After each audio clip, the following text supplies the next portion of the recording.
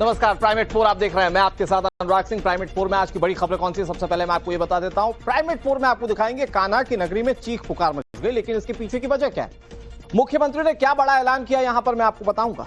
इसके बाद दूसरी खबर, केदारनाथ में दर्शन करने गए श्रद्धालुओं की अचानक कैसे जान चली गई, इसकी पूरी कहानी मैं आपको बताऊंगा।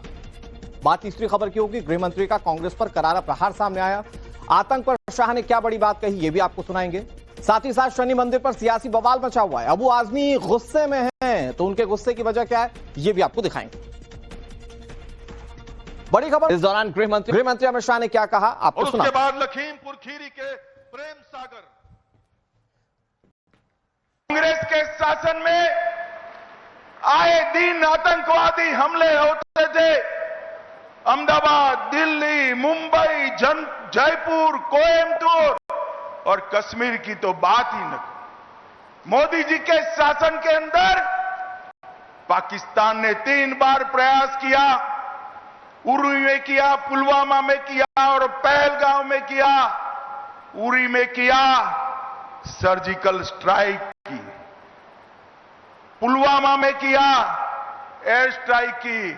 और पहलगांव में ऑपरेशन सिंदूर कर आतंकियों के मुख्यालय को चूर चूर कर दिया, जमीन में मिला दिया। नरेंद्र मोदी जी ने पूरी दुनिया में एक संदेश भेजा है कि भारतीयों का खून जमीन पर बहाने के लिए नहीं, जो भी ये हिमाकत करेगा उसको दंड दिया जाएगा।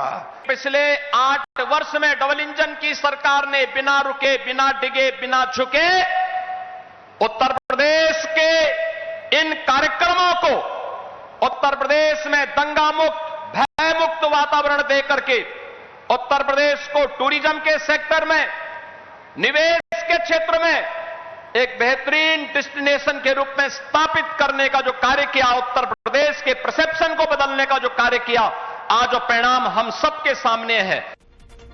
तो आज उत्तर प्रदेश पुलिस को 60,000 से ज्यादा कांस्टेबल मिले। देश की सबसे बड़ी पुलिस भर्ती को लेकर युवाओं ने क्या रिएक्शन दिए, आपको सुनाते हैं। जरा खड़े हो जाओ, जरा बतिया लेंगे आपसे। तो राहत की बात रही कि 62,000 लोगों को आज पुलिस डिपार्टमेंट में नियुक्ति पत्र मिलने जा रहा है। Yes sir, 60,244। भैया आपका? विष्णु उपाध्याय। कौन जिला पड़ता है? मऊ जिला। अच्छा, तो राहत की बात है कि नौकरी मिल गई। जी जी जी। बेरोजगारों की लंबी फौज थी। जी जी, बहुत ज्यादा। 48 लाख लोगों ने इसमें अप्लाई किया था, जिसमें 60,000 लोग सफल हुए हैं केवल।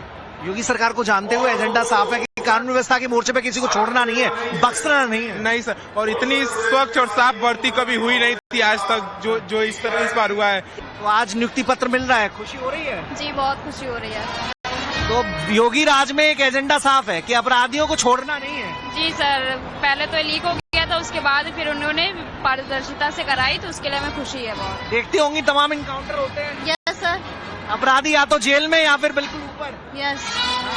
तो मन में क्या आता है कि उसी का हिस्सा बनने जा रहे हो? यस। हाँ। और ये आप कौन सा जिला पड़ता है आपका? कानपुर नगर। अच्छा, कानपुर से हो आप। तो योगी सरकार की नीति आपको पता है, ये महिलाओं की सुरक्षा सर्वोपरि है। तो आप लगातार जो देखते होंगे महिलाओं के खिलाफ तमाम अत्याचार होते हैं, तो अब कैसे लड़ेंगे उससे? भर्ती होने के बाद ट्रेनिंग होगी, इसके बाद। देखिए, ये जो युवा है अपने हाथों में नियुक्ति पत्र दिखा रहे हैं कि कितनी खुशी की बात है कि जब बेरोजगारों की लंबी कतार हो, उस वक्त यूपी में लगातार रोजगार बांटे जा रहे हो, फिर वो चाहे सरकारी क्षेत्र में हो या फिर निजी क्षेत्र में हो। महाराष्ट्र के शनि शिंगणापुर मंदिर ट्रस्ट ने 114 मुस्लिम कर्मचारियों को बाहर निकाल दिया है, जिसके बाद सियासत तेज हो गई है। सपा विधायक अबू आजमी ने इस फैसले पर सवाल उठाते हुए नफरत का नतीजा बताया, आपको सुना। ये सांप्रदायिक लोग जो आज सत्ता में हैं, ये सिर्फ और सिर्फ मुसलमानों को टारगेट करके उनको बिल्कुल दीवार से खड़ा कर देना चाहते हैं। मुसलमानों के साथ जबरदस्त हर तरीके से नफरत का पैगाम दे रहे हैं। मैं समझता हूँ ये देश के लिए बहुत नुकसानदेह है। ये मेरी होटल है बगल, ये तो मेरी होटल इधर मेरी होटल है। कितने मैक्सिमम हिंदू लड़के काम करते हैं। हमने कभी सोचा ही नहीं कि हिंदू मुस्लिम क्या होता है। हमारे पास 35 साल से ड्राइवर काम करते हैं। मेरे पास 35 साल से वॉचमैन और रिसेप्शन में काम करते हैं। हिंदू मेरे फादर ने उनको रखा था। हमने आज तक, हालांकि वो लोग जो हैं वो लोग थोड़ा इतने क्वालिफाइड नहीं है जितना होना चाहिए, लेकिन हमने आज तक कभी इसको टच नहीं किया। देखिए ये जो देश में हो रहा है ना, ये बहुत गलत हो रहा है। हम समझते हैं कि ये जो मंदिर मस्जिद जो है अपना पर्सनल चीज़ है। अगर आपने वहाँ नौकरी पे रखा तो पहले आपको नहीं रखना चाहिए, अगर आपको लगता है मुसलमान नहीं रहना चाहिए। लेकिन हम देख रहे हैं हमारे यूपी में जो सुहाग के कपड़े बनते हैं, सुहाग की जो चूड़ियाँ बनती हैं, जो उसका सब कुछ जो सामान बनता है वो सब मुसलमान बनाता था। बनारसी साड़ियाँ मुसलमान बनाता है, लेकिन कभी हम लोगों ने देखा नहीं कि इस तरह की चीज़ें हो रही हैं। अगर आप जाएंगे किसी मस्जिद के बाहर तो वहाँ पे हिंदू औरतें टीका लगाए हुए अपने बच्चे को गोद में लेकर खड़ी रहती हैं, मुसलमान लोग भी रहते हैं, और पानी लिए रहते हैं कि भाई मस्जिद से जो निकला उनका इतना अकीदा है, इतना उनको भरोसा है कि जो मस्जिद से नमाज पढ़ के निकलेगा, अगर मेरे पानी में दुआ करके फूंक देगा तो मेरे बच्चे की बीमारी दूर हो जाएगी। ये अब ये लोग ये चीज़ें सब खत्म करना चाहते हैं देश में। मैं समझता हूँ ये बहुत ही गलत चीज़ है। अवैध खुदाई और जान पर कैसे बनाई, ये पूरी खबर आपको आगे दिखाएंगे, लेकिन उससे पहले राजनीति की कुछ बड़ी खबरें। केदारनाथ हेलीकॉप्टर क्रैश के मामले में मुख्यमंत्री पुष्कर सिंह धामी ने हाई लेवल मीटिंग की। बैठक में कई अधिकारी वीडियो कॉन्फ्रेंस से जुड़े। बैठक में चीफ सेक्रेटरी समेत गढ़वाल के कमिश्नर भी मौजूद रहे। हादसे के बाद में धामी सरकार ने चारधाम यात्रा में हेलीकॉप्टर सेवा को बंद करने का ऐलान कर दिया है। पीएम मोदी का आज से 5 दिवसीय विदेश दौरा शुरू हो रहा है। इस दौरान पीएम मोदी साइप्रस, कनाडा और क्रोएशिया जाने वाले हैं। पीएम मोदी कनाडा में होने वाले G7 समिट में हिस्सा लेंगे। विदेश यात्रा पर निकलने से पहले पीएम मोदी ने कहा कि साइप्रस, कनाडा और क्रोएशिया में कई कार्यक्रमों में हिस्सा लूंगा। 4 से 6 जुलाई के बीच में राजधानी दिल्ली में राष्ट्रीय स्वयंसेवक संघ की बैठक होने वाली है। संघ की अखिल भारतीय प्रांत प्रचारक मीटिंग के लिए तैयारी युद्ध स्तर पर चलाई जा रही है। इस बैठक को अहम नजरिए से देखा जा रहा है। बताया जा रहा है कि पूरे देश भर के प्रांत और राष्ट्रीय स्तर के संघ प्रचारक मीटिंग में शामिल होने वाले हैं। बीएमसी चुनाव को लेकर महाराष्ट्र में राजनीतिक पार्टियों ने अपनी तैयारियां करना शुरू कर दिया है। चुनाव के मद्देनजर आज शिवसेना यूबीटी की बैठक होने वाली है, जिसमें सभी शाखा प्रमुखों को शामिल होने का निर्देश दिया गया है। बैठक के दौरान चुनावी तैयारियों का जायजा लिया जाएगा। मीटिंग में शिवसेना यूबीटी चीफ कार्यकर्ताओं को जीत का मंत्र भी देंगे।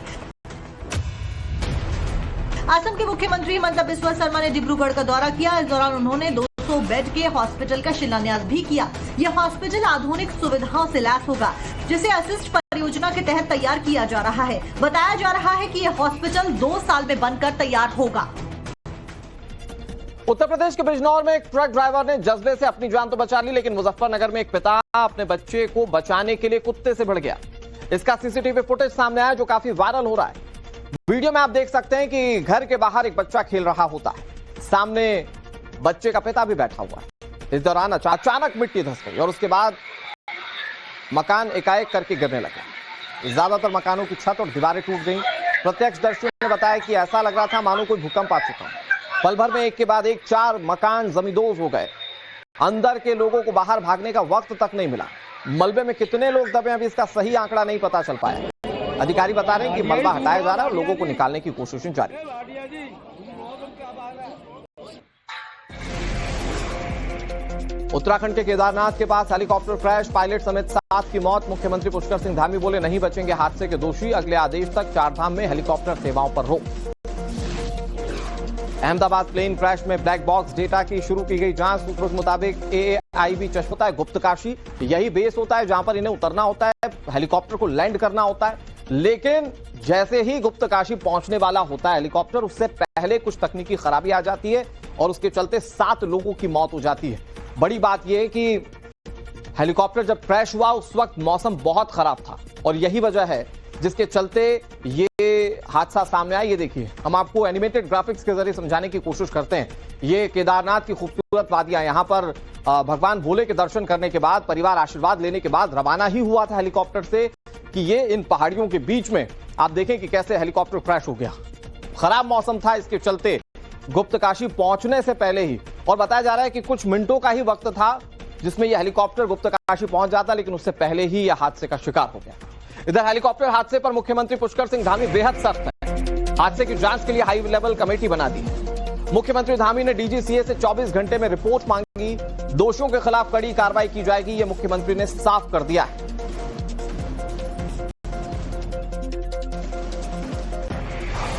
से लेते हुए हमने तत्काल एक आपातकालीन बैठक बुलाई है और उस बैठक में निर्देश दिए हैं कि एक सख्त SOP बनाई जाए जिसमें किसी भी कीमत पर जो हमारे DGCA के रूल हैं, मानक हैं, उनके मानकों के साथ किसी भी प्रकार का कोई भी ढिलाई न बरती जाए और जो उच्च हिमालयी क्षेत्र हैं, उच्च हिमालयी क्षेत्रों में चलने वाले पायलटों को उसका अनुभव हो, ये एविएशन कंपनियां भी सुनिश्चित करें।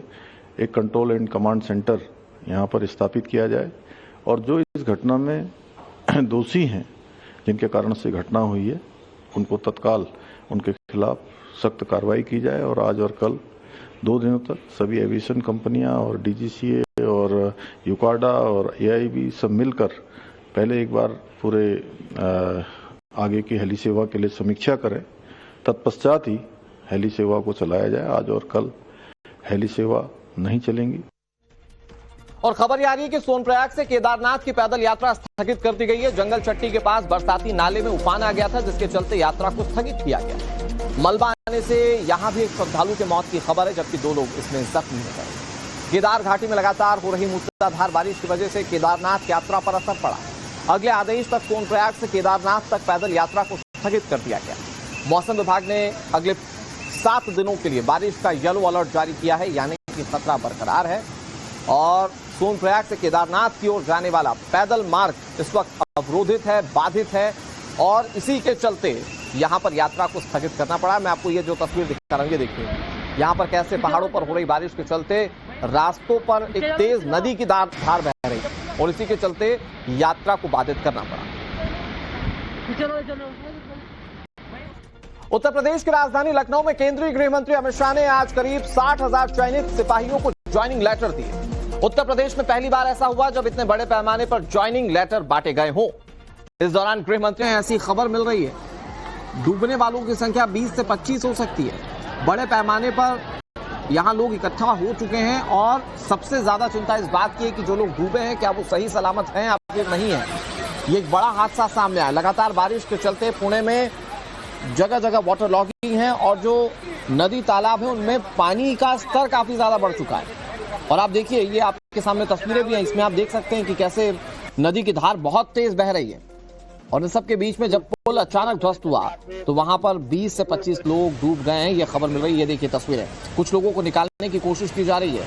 ये देखिए वहां पर कुछ लोग लाइफ जैकेट के साथ मौजूद हैं और पानी की तेज धार से लोगों को निकालने की कोशिश की जा रही है। एक सबसे इंपॉर्टेंट चीज जो व्यूअर्स आपको नोटिस करनी चाहिए, पुल गिरा है और अगर पुल से लोग पानी में गिरे हैं तो पानी का बहाव इतना तेज है कि लोग बह सकते हैं और इसीलिए चिंताएं और आशंकाएं ज्यादा बढ़ रही हैं। फिलहाल 20 से 25 लोगों के डूबने की खबर सामने आई है।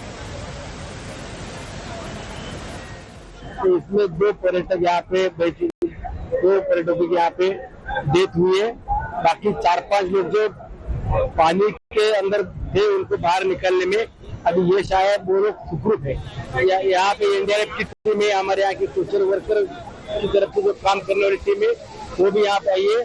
देवघर कैंटोनमेंट तलेगांव कारपोरेशन की भी टीम यहाँ पे मौजूद है। अभी यहाँ पे एक्चुअली कितने लोग यहाँ पे गिरे हुए हैं अभी तक तो कुछ पता नहीं चल रहा है, लेकिन अभी तक 5-6 लोगों को यहाँ से रेस्क्यू किया गया है और भी कुछ लोग दबे हुए हैं। 2 लेडीज अभी निकाली गई है तुरंत, अभी भी रेस्क्यू ऑपरेशन चालू है। सब एक्चुअली कोई अंदाजा नहीं है, किसी ने प्रॉपर बताया नहीं, लेकिन 20-25 लोग होने की आशंका है यहाँ पर। और इस खबर पर ज्यादा जानकारी के साथ अतुल हमारे सहयोगी जुड़ गए। अतुल, इस वक्त क्या अपडेट मिल पा रहा है, क्योंकि जिस वक्त पुल गिरा उसमें 20 से 25 लोगों के डूबने की खबर आई थी, अभी क्या अपडेट मिल पा रहा है? जी देखिए, तलेगांव दभाड़े करके ये इलाका है, लोनावला से करीबन 30 किलोमीटर इंटरनल एरिया, पूरा टोटल ये ग्रामीण इलाका है। लेकिन टूरिस्ट हब होने की वजह से अक्सर लोग संडे के दिन वहां पर जाते हैं, क्योंकि इंद्राणी के ऊपर ये जो पुल बना था वहां से वो झरना देखने के लिए अक्सर लोग बारिश के समय में वहां पर जाते हैं। लेकिन चूंकि सुबह से बारिश कम थी, रविवार का दिन था, तो इसी वजह से वहां पर थोड़ा रश ज्यादा हो गया और जर्जर हालत में वो ब्रिज थी जो आधे पे से टूट गई है।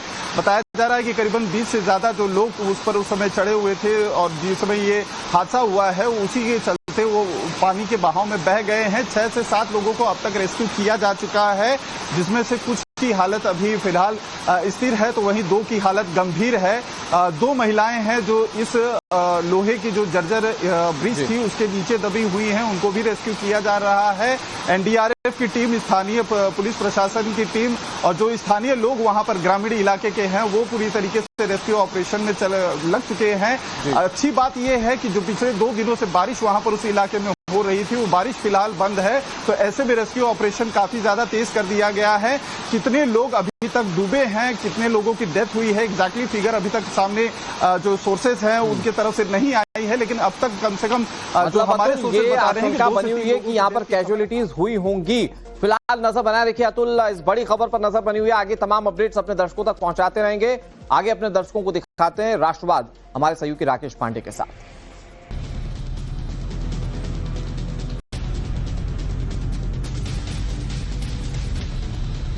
नमस्कार, टाइम्स टाउन भारत पर आपका स्वागत है। आपके साथ मैं हूं राकेश पांडे। शाम के 5 बजने वाले हैं। वक्त हो गया है देश के सबसे पसंदीदा डिबेट शो राष्ट्रवाद का। राष्ट्रवाद यानी देश से बढ़कर कुछ नहीं। राजा मर्डर केस का असली मास्टरमाइंड कौन है, सोनम या फिर उसका प्रेमी राज? सोनम